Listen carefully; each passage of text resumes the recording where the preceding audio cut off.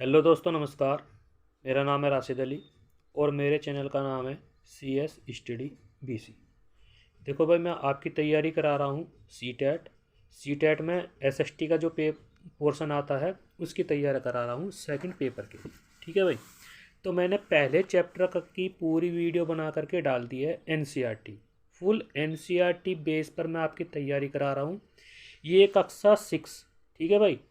कक्षा 6 का दूसरा चैप्टर है आखेट खाद्य संग्रह से भोजन उत्पादक। ठीक है भाई।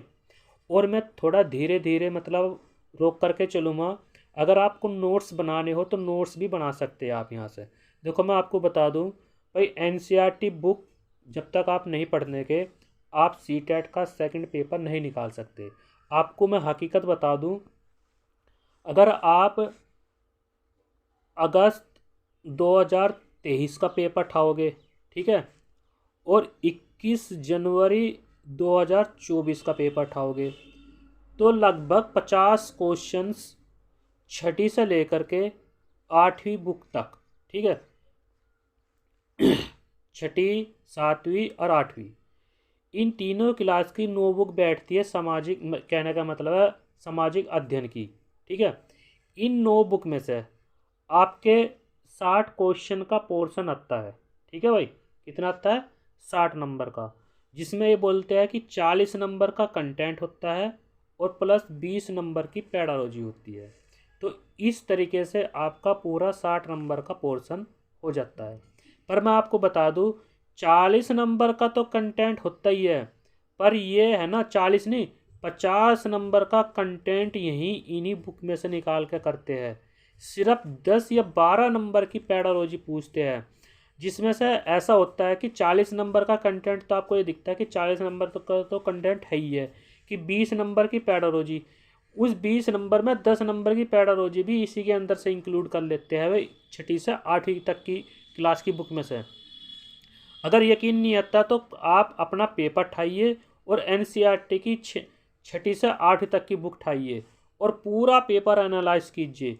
अगर पूरा का पूरा पेपर आपको छठी से लेकर 8वीं तक की बुक में से ना मिल जाए, क्योंकि वहीं से आपका 60 नंबर में से लगभग 50 नंबर का पूरा कंटेंट वहीं से मिल जाएगा आपको। पेपर उठा के देख लीजिए, मैंने पूरा एनालाइज किया है, इसलिए मैं आपकी एनसीईआरटी बुक से पूरी की पूरी तैयारी करा रहा हूँ। पहले चैप्टर की वीडियो डाल दी है मैंने, दूसरे या तीसरे दिन आपको वीडियो मिल जाएगी हर चैप्टर की। छठी क्लास का पहला चैप्टर की वीडियो डाल दी है, ये छठी क्लास का दूसरा चैप्टर है भाई। ठीक है। अब हम इसमें आगे बढ़ते हैं। देखो, अगर आपने चैनल सब्सक्राइब किया है जब भी अच्छी बात है, नहीं किया है जब भी अच्छी बात है, पर जो भी आपको कमेंट या जो भी आपको रिक्वायरमेंट है वो आप चैनल पर जा कर के विजिट कर कर के अपना कमेंट या जो भी चीज़ है वो आप डाल सकते हैं। लाइक सब्सक्राइब करना ना भूले भाई, सभी दोस्तों से। जो भी मेरी बहन भाई जो भी मेरी वीडियो देखते हैं सी टेट के लिए, ठीक है, तो वे चैनल को जरूर सब्सक्राइब कर लीजिए। इसमें आपका बहुत बेनिफिट होने वाला है। कोई कोई है जो पूरी एनसीईआरटी बुक आपको पढ़ाएगा, ठीक है, नहीं तो सब ये है 10-10 क्वेश्चन लाएंगे और कहेंगे कि भाई हमारा कोर्स खरीद लो, हमारा कोर्स खरीद लो। जब तक आप एनसीईआरटी बुक नहीं पढ़ने के पूरी की पूरी, ठीक है, तो आपका पेपर नहीं होगा। मैं आपके लिए वीडियो रोक रोक करके चलाता रहूँगा, ठीक है। उसमें आप अपना अपने नोट्स बना के एक कॉपी ले आइयो, 5-10 रुपये की कॉपी ले आओ और नोट्स बना लो भाई अपने। जब तक नोट्स नहीं बनाने के आप पेपर नहीं निकाल सकते। ठीक है भाई। अभी स्टार्ट करते हैं भाई, ज़्यादा समय नहीं लेते। अब यहाँ से पहला पॉइंट है भाई आपका, आरंभिक मानव, आखिर वे इधर उधर क्यों घूमते थे। ठीक है भाई। आरंभिक मानव, अब इसमें क्या बोल रहा कि हम उन लोगों के बारे में जानते हैं जो इस उपमहाद्वीप में, किस महाद्वीप में, जो हमारा एशिया महाद्वीप है, इसमें 20 लाख साल पहले से रहा करते थे। कौन?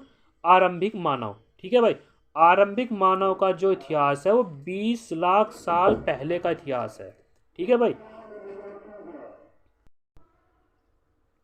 तो भाई मैं आपको बता रहा था कि जो उपमहाद्वीप है हमारा, ठीक है, क्योंकि इस उपमहाद्वीप में 20 लाख साल से पहले यहाँ आदि मानव या जो भी है वो रहा करते थे।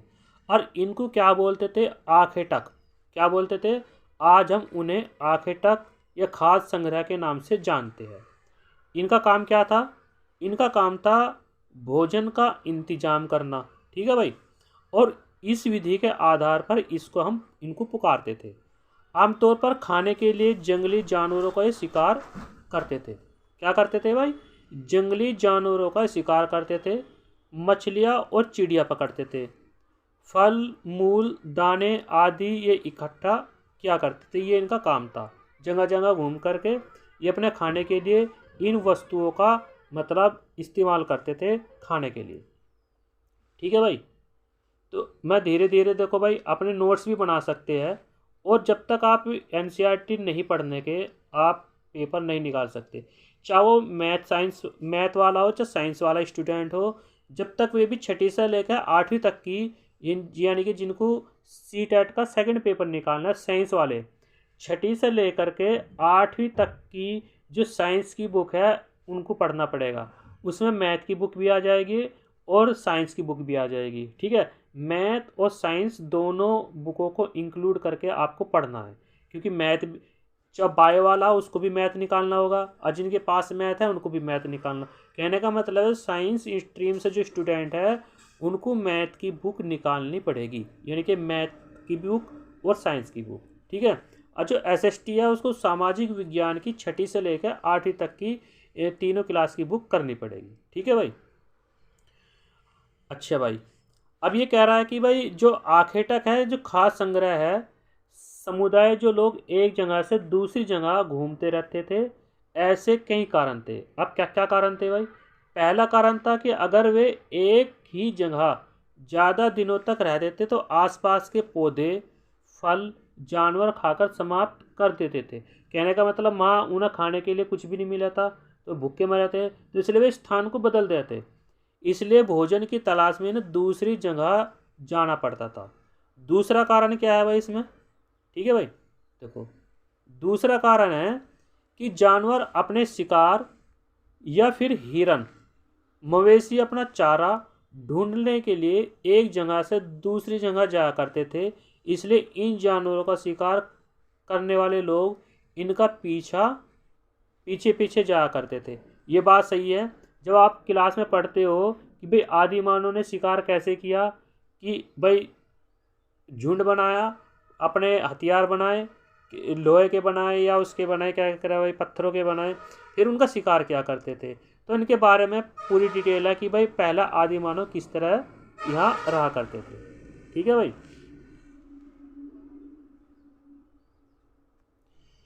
तीसरा कारण है कि ये पेड़ों और पौधों में फल फूल अलग अलग मौसम में आते थे, इसलिए लोग उनकी तलाश में उपयुक्त मौसम के अनुसार अन्य इलाकों में घूमते होंगे। ये भी बात सही है, क्योंकि उन्हें इस चीज़ की जानकारी होगी थी कौन से फल खाने लायक है और कौन कौन सी चीज़ खाने लायक नहीं है। इसलिए वे उनकी तलाश हर मौसम में क्या करते थे कि किस मौसम में कौन सा फल आएगा, ठीक है भाई। चौथा कारण था कि भाई पानी के बिना किसी भी प्राणी मतलब कोई भी है बिना पानी के नहीं रह सकता, जीवित रहना संभव नहीं है। क्योंकि आज की दुनिया में, आज की हो चाहे पहले ही हो कभी भी हो, क्योंकि दो चीज़ का रिक्वायरमेंट ज़रूर है, पानी और हवा, ठीक है भाई। इनके बिना कोई भी जीव जंतु पेड़ पौधे या मनुष्य जीवित नहीं रह सकते। ये दो चीज़ तो जरूर चाहिए, एक तो स्वच्छ पानी और स्वच्छ हवा। इन चीज़ के लिए हमें बिल्कुल रिक्वायरमेंट की आवश्यकता है, क्योंकि जब हमारा पर्यावरण अच्छा रहेगा, ठीक है, तो भाई हाँ एक और बात भाई, अगर कोई भी स्टूडेंट फर्स्ट पेपर की तैयारी कर रहा है उसको भी एनसीईआरटी पढ़नी चाहिए, ठीक है भाई। पहली क्लास से लेकर 5th क्लास तक की जो भी मैथ है, पर्यावरण अध्ययन है, इन ईवीएस है या मैथ है, इनके लिए भी उनको पहली क्लास से लेकर 5th क्लास तक की एनसीईआरटी बुक पढ़नी चाहिए। अगर आपको ये कि भाई हमें एनसीईआरटी बुक नहीं मिल रही तो कैसे डाउनलोड करें, उसके लिए मैंने वीडियो बना रखी है। उस वीडियो को जा कर के देख लीजिए कि इस तरह हम वीडियो को मतलब किस तरह हम अपने एनसीईआरटी बुक को डाउनलोड कर सकते हैं। क्योंकि वे 3 लैंग्वेज में हैं, हिंदी, इंग्लिश और उर्दू। अब जिस लैंग्वेज में आपको बुक मतलब चाहिए वो उस लैंग्वेज में बुक आप डाउनलोड कर सकते हैं। ठीक है भाई। और चैनल को सब्सक्राइब नहीं किया तो वह चैनल को सब्सक्राइब कर लीजिए। तो मैं आपकी तैयारी करा रहा हूँ भाई सीटेट एसएसटी का सेकंड पेपर। अब दूसरा टॉपिक चलता है। पहला टॉपिक तो हमने देख लिया भाई। दूसरा टॉपिक है आरंभिक मानव के बारे में जानकारी कैसे मिलती है, यानी कि जो हमारा प्रारंभिक मानव है उसके बारे में जानकारी कैसे मिलती है। पुरातत्वविदों को कुछ ऐसी वस्तुएं मिली है जिनका निर्माण या उपयोग आखेटक संग्रह के रूप में करते थे। ठीक है भाई। अब उनके लोग अपने काम के लिए क्या इस्तेमाल करते थे? पत्थर, लकड़ी और हड्डी के औजार। ठीक है भाई। पत्थर, लकड़ी और हड्डी के औजार पहले जो आरंभिक मानव थे अपने शिकार करने के लिए इनका इस्तेमाल करते थे। इनमें से पत्थरों के औजार आज भी बचे हुए हैं। किसके भाई? पत्थर के और औजारों के। नीचे चित्र आएगा, मैं आपको दिखाऊंगा। ठीक है भाई। ये आ गया भाई। इनमें से कुछ औजारों का उपयोग फल फूल काटने, हड्डियां और मांस को काटने तथा पेड़ की छाल, ठीक है भाई, तथा पेड़ की छाल जानवरों की खाल उतारने के लिए किया जाता था।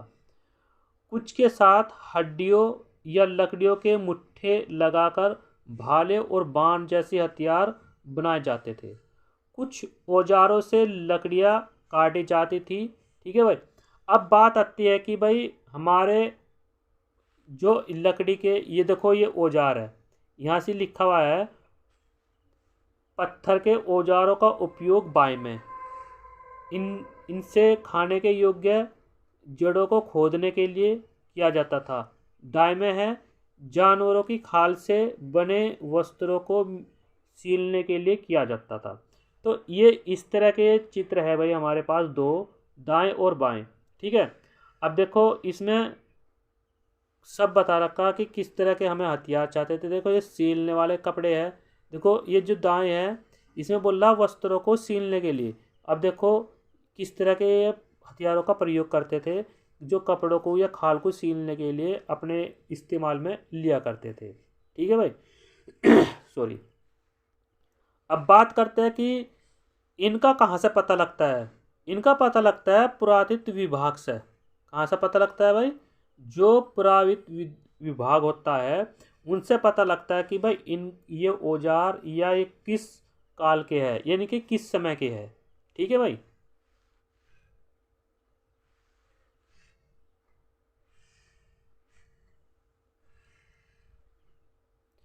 रहने की जगह निर्धारित करना। ठीक है भाई। रहने की जगह निर्धारित करना। लाल त्रिकोण वाले स्थान में पुरास्थल है। क्या है भाई? जो लाल त्रिकोण है उसमें पुरास्थल है, जहाँ पर आखेटक खास संग्रह होने के प्रमाण भी मिलते हैं, यानी कि वे अपनी वस्तुओं को कैसे इस्तेमाल करते थे, कैसे गाड़ कर रखते थे। जो खाने पीने की वस्तुएं हैं, अनाज है, चावल है। ठीक है भाई। इनके अलावा भी और कई स्थानों पर आखेटक खास संग्रह करते थे। अब चित्र में इन्होंने दिखा रखा भाई कई पुरा स्थल नदियों और झीलों के किनारे भी पाए गए हैं, क्योंकि ज़्यादातर ये जो मतलब मानव रह रहे थे, इंसान रह रहे थे, वे ज़्यादातर नहर के या नदी के किनारे रहा करते थे। नदी के किनारे रहा करते थे। अब इन्होंने बोला है कि जो लाल त्रिकोण वाले हैं, देखो ये चित्र दे रखा और लाल त्रिकोण वाले में इसमें दिखा रखा, ये दिखा रखा एक तो भीम मेट का दिखा रखा इन्होंने। ठीक है भाई। हुस्की दिखा रखा भाई, ये भी पेपर में 2024 में अभी आया था। ठीक है। और कुलनूल की गुफाएं है, ये दिखा रखा। जो लाल त्रिकोण वाले हैं ये पुरा स्थल के साक्ष्य है। इन स्थानों पर इनके वे मिले हैं, यानी कि वस्तुएं गड़ी हुई चीज़ें मिली है। इनके ये मिले हैं कि एक मेहरगढ़ है, मेहरगढ़ में के बारे में भी अब अभी नीचे आएगा भाई आपके बारे में कि मेहरगढ़ में क्या क्या चीज़ें थी। ठीक है। इनाम गांव, यहाँ से भी क्वेश्चन पूछ लिया है। ठीक है भाई। ताप्ती नदी, नर्मदा नदी, यहाँ से भी क्वेश्चन पूछ लिया है। तो ऐसी बात नहीं कि एग्जामिनर क्वेश्चन यहीं से पूछता है। एनसीईआरटी, पूरी एनसीईआरटी बुक अगर आप पढ़ लोगे तो यहाँ से क्वेश्चन वो पूछता है। ठीक है भाई। अब इन्होंने कुछ चित्र दे रखे, देखो आपको मैं थोड़ा सा और बड़ा सा करके दिखा दूं। ये दिखा, अब इन्होंने क्या दिखा रखा, देखो भाई यहाँ से इस चित्र में आपको दिखा रखा जो त्रिकोण वाले है, किस नाम से, पूरा पाषाण पूरा स्थल के नाम से है। ये जो मतलब नीले कलर में है ये नवपाषाण काल के बारे में है। ये ग्रीन कलर में गोल में है, ठीक है भाई, ये यहाँ से है। ये मतलब महापाषाणिक पूरा स्थल के नाम से है। और भाई ये इस तरह है, ये आरंभिक गांव के नाम से है या आधुनिक नगर के नाम से है। ठीक है, तो उन्होंने चित्र बना रखा, पूरा मानचित्र बना रखा, इन्होंने दिखा रखा किस तरह ये है हमारे पास। ठीक है भाई।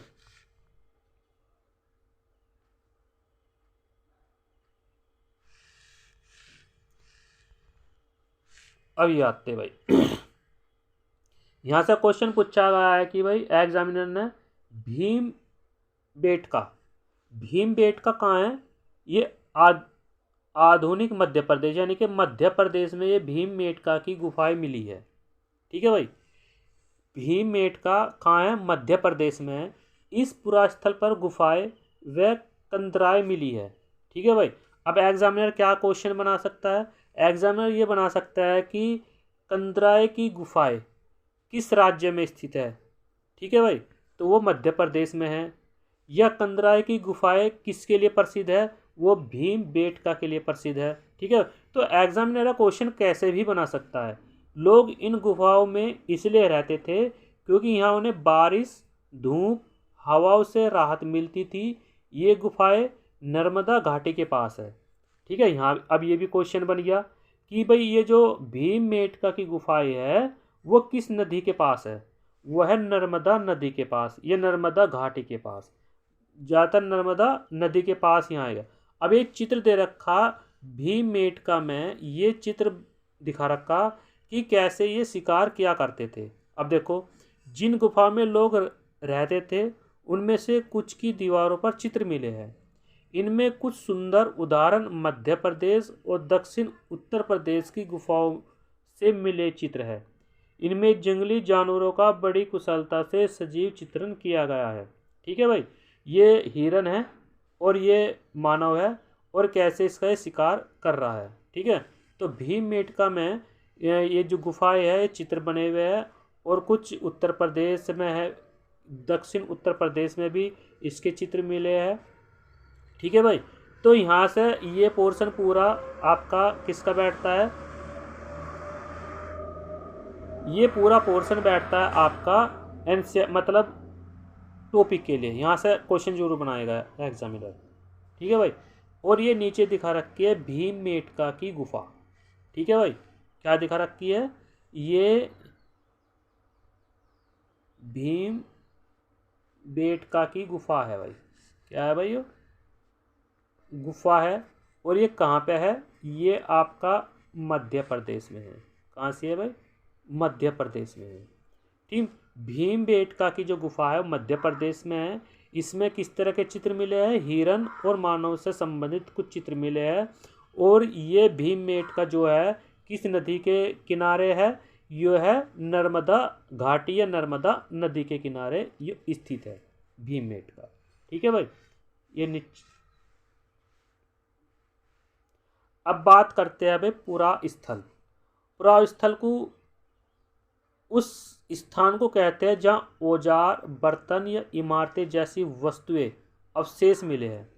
अब क्वेश्चन कैसे बनाएगा एग्जामिनर, यहाँ से क्वेश्चन ये बनाएगा, औजार, बर्तन और इमारतें वस्तुओं के अवशेष किन स्थान से मिलते हैं, उस स्थान को क्या कहा जाता है, तो उस स्थान को कहा जाता है पुरा स्थल। ठीक है भाई, क्या कहा जाता है, पुरा स्थल कहा जाता है। ऐसी वस्तुओं के निर्माण लोगों ने अपने काम के लिए किया था, बाद में उन्हें वहीं छोड़ गए और ज़मीन के ऊपर या अंदर, कभी समुद्र, नदी तल में भी पाए जाते हैं। इन पुरास्थलों के बारे में अगले अध्याय में आपको पता लगेगा। यानी कि जब आगे कुछ अब अगला चैप्टर पढ़ोगे वहाँ से आपको जानकारी इसकी मिल जाएगी, पूरा स्थल क्या होता है। सॉरी। अब आग की खोज कैसे हुई भाई? मानचित्र 2 में कुरनूल गुफा ढूंढो। ठीक है भाई। अब मानचित्र 2 आएगा, उसमें आपको क्या देखना, कुरनूल गुफा। इसमें क्या है, राख के अवशेष मिले हैं। अब बात यह है एग्जामिनर क्या बनाएगा कि राख के या आग के। ऐसा एग्जामिनर ने पूछा कि अग्नि के अवशेष किस गुफा में मिले हैं। जो आपके ऑनलाइन एग्ज़ाम हुए थे, ठीक है भाई, CTET SST के जो ऑनलाइन एग्ज़ाम हुए थे 2021 और 22 में, वहाँ उन ऑनलाइन पेपर में ये क्वेश्चन जरूर पूछा था कि यहाँ तो बोल रहा देखो राख, तो वहाँ से एग्जामिनर ने पूछा कि अग्नि के अवशेष किस गुफा में मिले, तो वह है कुरनूल गुफा में। ठीक है भाई।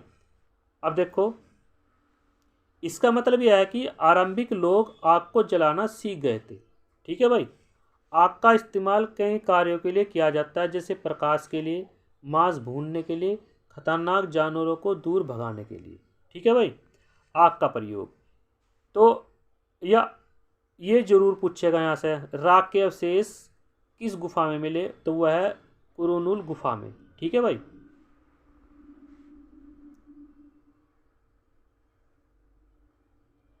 अब थोड़ा सा यहाँ से भी ये पढ़ लेते हैं भाई। हम जिस काल में के बारे में पढ़ रहे हैं, पुरातत्वविदों ने उनके बड़े बड़े नाम रखे हैं। जैसे आरंभिक काल को क्या बोल रहा है, पूरा पाषाण काल। ठीक है भाई। जो आरंभिक काल है, आरंभिक काल को किस नाम से पुकारा गया है भाई, जो जिन्होंने मतलब खोज की है। पुरातत्वविदों को क्या बोलते हैं, खोजी। और खोज वाले ने क्या नाम रखे है आरंभिक काल को, पूरा पाषाण काल। ठीक है भाई। ये दो शब्दों से मिलकर बना है, यानी कि पूरा यानी प्राचीन, और पाषाण का मतलब है पत्थर से बना हुआ। ठीक है भाई, कैसे बना हुआ है, पत्थर से बना हुआ। यह नाम पुरास्थलों से प्राप्त पत्थरों के औजारों के महत्व को बताता है। अब पूरा पाषाण काल क्या है भाई, 20 लाख साल पहले से 12,000 साल पहले के दौरान को माना जाता है। स्टार्टिंग में ही आपका पहला पॉइंट आ गया था कि जो आरंभिक मानव है वे कब से है 20 लाख से पहले के है। ठीक है भाई। इनको 3 विभागों में बांटा गया है, आरंभिक, मध्य और पूरा पाषाण युग। मानव इतिहास की लगभग 99% कहानियाँ इसी काल के दौरान घटित हुई थी। यानी कि पुरातत्व विभागों का कहने का मतलब ये है कि उन्होंने 3 भागों में बांटा गया है, एक तो आरंभिक, एक मध्य और उत्तर। ठीक है भाई, आरंभिक, मध्य, उत्तर, पूरा पाषाण युग है। ठीक है भाई, ये पूरा पाषाण युग है, आरंभिक, मध्य और उत्तर। ठीक भाई, इसको पूरा पाषाण युग कहा जाता है। और 99% जो घटनाएं हुई है वो इन्हीं 3 युग में हुई है। ठीक है भाई। जिस काल में हमें पर्यावरण बदलाव मिले हैं उसे क्या बोलते हैं, मेसोलिथ यानी मध्य पाषाण युग।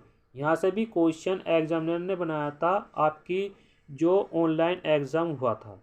ठीक है भाई, कि भाई मध्य पाषाण युग को या मेसोलिथ किसको, मध्य पाषाण युग को क्या बोलते हैं, मेसोलिथ, यानी कि जिसमें पर्यावरण बदलाव मिले हैं वो मेसोलिथ के नाम से मिले हैं। ठीक है भाई।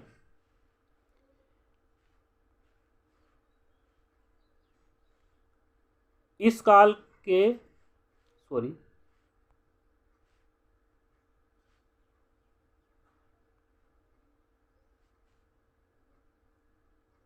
इस काल के पाषाण और औजार आमतौर पर बहुत छोटे होते थे। ठीक है भाई, क्या होते थे भाई, छोटे होते थे। यानी कि उनको लघु पाषाण युग भी, माइक्रोलिथ यानी कि लघु पाषाण युग में किस तरह के औजार हुआ करते थे भाई, छोटे औजार हुआ करते थे।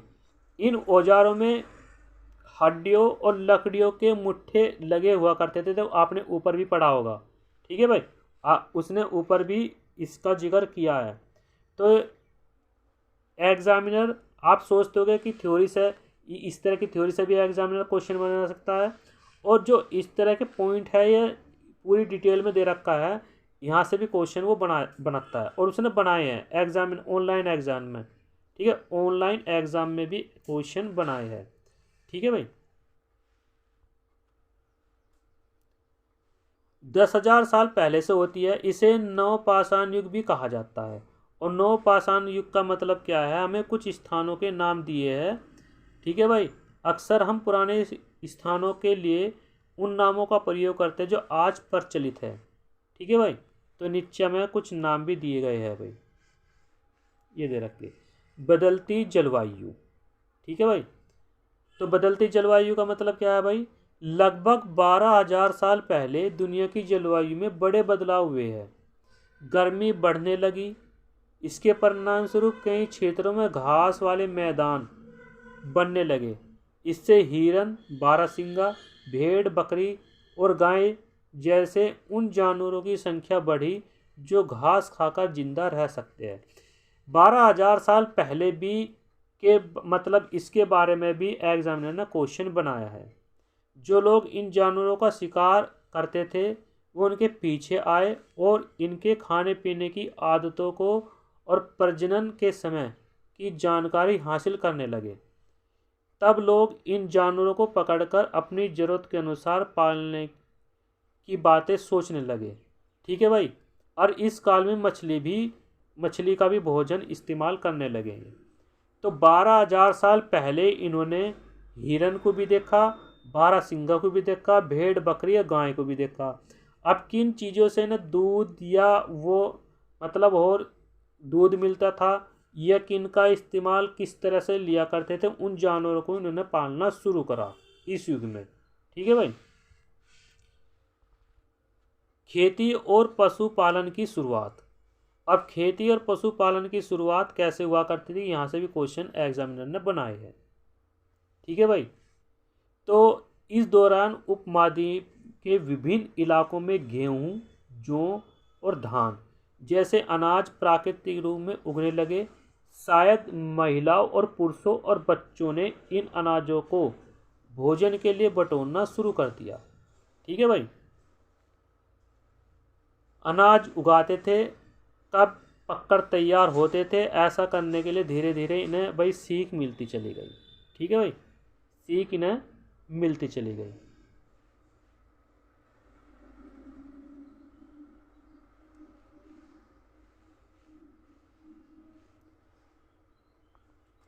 अब ये वह कुछ वो दिखा रखे, दांत दिखा रखे। ये दांत है सुअर के भाई।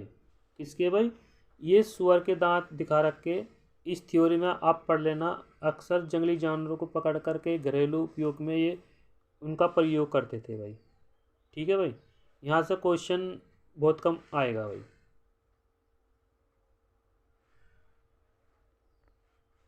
अब ये अनाज के भी दिखा रखे भाई इन्होंने। ठीक है भाई, ये बीज के रूप में है, अनाज दिखा रखा है इन्होंने। किस तरह का ये अनाज है, क्या इनको ये प्रयोग करते थे, किस तरह इनको गाड़ के भी रखते थे भाई ये। ठीक है, तो जो खास खास चीज़ें हैं मैं बताता जा रहा हूँ आपको। और भाई वीडियो थोड़ा सा 2-4 सेकंड रोक रहा भी हूँ, जिससे आप इसको अपनी वीडियो को रोक करके अपने इम्पोर्टेंट नोट्स बना सकते हो हर सब उसके लिए कंपटीशन एग्ज़ाम के लिए। DSSB का TGT का जो SST का पेपर है वो यहीं से पूछा जाएगा, यहाँ से आप एग्ज़ाम क्वेश्चन बना सकते हो। ठीक है, फर्स्ट पेपर में भी काम आता है यहाँ से। तो आप हर एग्ज़ाम में भी, जैसे यूपी के एग्ज़ाम में, किसी भी एग्ज़ाम में आप यहाँ से तैयारी कर सकते हो ये नोट्स बना करके।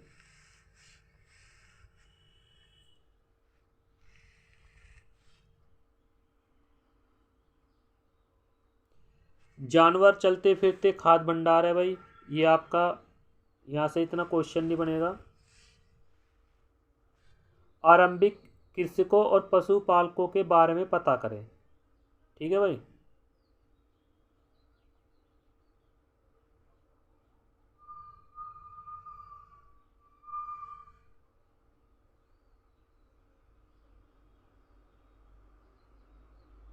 अब चीज़ें है कि जो पुरातत्व विभाग है उन्हें शुरुआती कृषि और पशुपालकों के होने के साक्ष्य का मिले। पूरे उपमहाद्वीप में मिले। और सबसे महत्वपूर्ण स्थान जो है वो पश्चिमी क्षेत्र यानी कि आधुनिक कश्मीर और पूर्वी दक्षिण भारत में पाए जाते हैं। यहाँ से भी क्वेश्चन बिल्कुल वो बना सकता है। ठीक है भाई, तो आधुनिक कश्मीर है, पूर्वी और दक्षिणी भारत में पाए जाते हैं, पूरा उपमहाद्वीप है, इसके साक्ष्य मिले हैं इनको। ठीक है भाई, कृषि के। और सबसे पहले चैप्टर में मैंने वीडियो में बताया था कि भाई स्त्री पुरुष ने सबसे पहले किस मतलब फसल को उगाया। ठीक है, या किन पहाड़ियों पर उगाया, तो मासी दे रखा था सुलेमान किरथर वाली पहाड़ी। ठीक है भाई, एग्जामिनर ने पूछा था।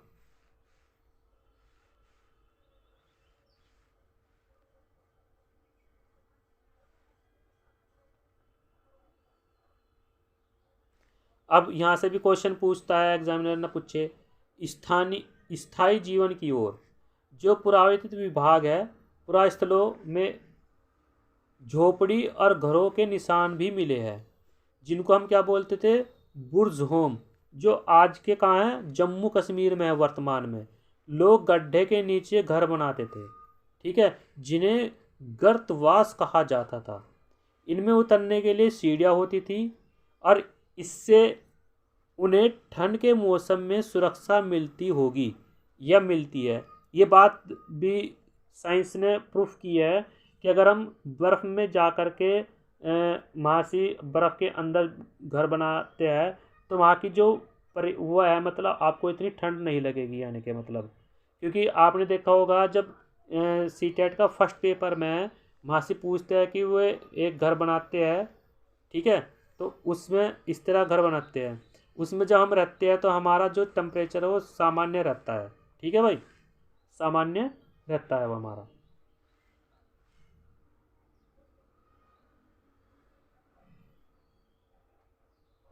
और भाई जिस युग में मतलब उपकरण मिले हैं उस युग को बोलते हैं नवपाषाण युग। क्या बोलते हैं, नवपाषाण युग। जहाँ पत्थर के औजार भी मिले हैं उनको, उस युग को नवपाषाण युग भी कहा जाता है भाई। ये है भाई नवपाषाण युग के कुछ पत्थर मिले हैं जिनसे ये शिकार किया करते थे भाई। ठीक है भाई, जिनसे ये शिकार किया करते थे।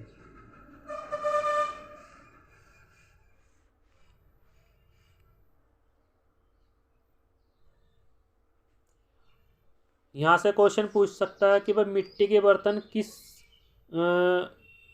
युग के हैं, तो वह है नवपाषाण युग के। पुरास्थलों से कई प्रकार के मिट्टी के बर्तन भी मिले हैं, उस युग को क्या बोलते हैं, नवपाषाण युग बोलते हैं। अलंकरण भी किया जाता है, बर्तनों का उपयोग चीज़ों को रखने के लिए किया जाता था, जिसमें गेहूँ है, दाल है। ठीक है भाई, और आहार महत्वपूर्ण, और क्या ना भाई अपने जेवरात भी ये इसमें गाड़ कर रखते थे। इस युग को बोलते हैं नवपाषाण युग। ठीक है भाई, नवपाषाण युग।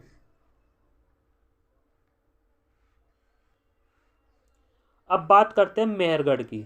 मेहरगढ़ के बारे में बहुत कई चीज़ें हैं इसमें। मेहरगढ़ में देखो ये क्या है, ये है मेहरगढ़ के बारे में। मेहरगढ़ में जीवन मृत्यु। ठीक है भाई, मेहरगढ़ को ढूंढो। ईरान जाने वाले सबसे महत्वपूर्ण रास्ता है, जो बोलन दर्रे के पास एक हरा भरा समतल स्थान है, जिसको मेहरगढ़ बोलते थे। ठीक है, मेहरगढ़ से कौन कौन से रास्ते निकलते हैं भाई, ईरान जाने का रास्ता है। ठीक है भाई, मेहरगढ़ से ईरान जाने का सबसे महत्वपूर्ण रास्ता है, जो जिसके इसके पास क्या बोलन दर्रा पड़ता है भाई। ठीक है भाई, स्त्री पुरुष ने इस इलाके में सबसे पहले जौ उगाना और भेड़ बकरी पालना शुरू करा। ठीक है भाई, एग्जामिनर पूछ सकता है कि स्त्री पुरुष ने गेहूं वो जौ गेहूं उगाना और भेड़ बकरी पालना शुरू करा, वो कौन सा स्थान है, वो स्थान है मेहरगढ़ का। ठीक है भाई, मेहरगढ़ का है स्थान है। यहाँ विभिन्न प्रकार के जानवरों की हड्डी भी मिली है, इनमें हिरन भी है, सुअर है, जंगली जानवर है और भेड़ बकरी की हड्डियाँ भी है। ठीक है भाई, मेहरगढ़ में किन किन के जानवरों की हड्डी मिली है, हिरन की, सुअर की, जंगली जानवरों की और बकरी की हड्डियाँ मिली है। मेहरगढ़ में इसके अलावा अब देखो मेहरगढ़ के जो मकान हैं, सॉरी, मेहरगढ़ के जो मकान हैं ये चौकोर और आयताकार के हैं। यहाँ मेहरगढ़ के जो मकान के अवशेष जो मिले हैं, एक तो चौकोर मिले हैं यानी कि पूरा चौकोर, और आयताकार मिले हैं यानी कि बराबर मिले हैं। जो कमरे भी हुआ करते थे वो बराबर हुआ करते थे। ठीक है भाई, तो ऐसा भी है। क्वेश्चन यहाँ पूछेगा एग्जामिनर कि भाई वो कौन सा स्थान है या वो कौन सी मतलब स्थान है जहाँ चौकोर और आयताकार घरों के अवशेष मिले हैं। किस स्थान से मिले हैं? वो मेरगढ़ से मिले हैं, मेरगढ़ का। ठीक है भाई, मेरगढ़ का चित्र बना रखा है भाई। मेरगढ़ के घर शायद ऐसे दिखते होंगे, तुम जिस घर में रहते हो उसके स्थान पर इस घर की क्या समानता है। ठीक है भाई, ये चित्र बना रखा है।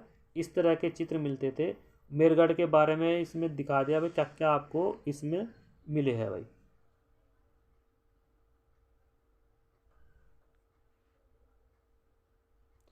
और क्वेश्चन में ये भी पूछ सकता है कि भाई कब्रों में जो व्यक्ति मृतक मरता था उसके कुछ सामान रखते थे, वो कौन सा स्थान है? वो भी मेरगढ़ का ही स्थान है। क्या है भाई? मेरगढ़ का स्थान है भाई। एक चीज और है, क्वेश्चन और पूछा था कि भाई कब्र के साथ एक मृतक के साथ बकरी के भी दफना गया है, वो कौन सा स्थान है? वो भी मेरगढ़ का ही स्थान है। ठीक है, क्योंकि ये क्वेश्चन पूछा है सी टेट के एग्ज़ाम में, और कंपटीशन के एग्ज़ाम में भी ये क्वेश्चन आया है कि बकरी के कंकाल किस मतलब स्थान पर मिले हैं। वो मेरगढ़ का स्थान है। बकरी का कंकाल किसी मानव कब्र में मानव के साथ मिला है। ठीक है भाई, तो पहले क्या करते थे, जो उनकी पसंद की वस्तुएं हुआ करती थी कब्र के साथ ही दफना दिया करते थे। ठीक है भाई, बस ये यहाँ चैप्टर ख़त्म हो गया भाई। आगे क्वेश्चन दे रखे इसने, तो ये पूरा का पूरा चैप्टर हो गया।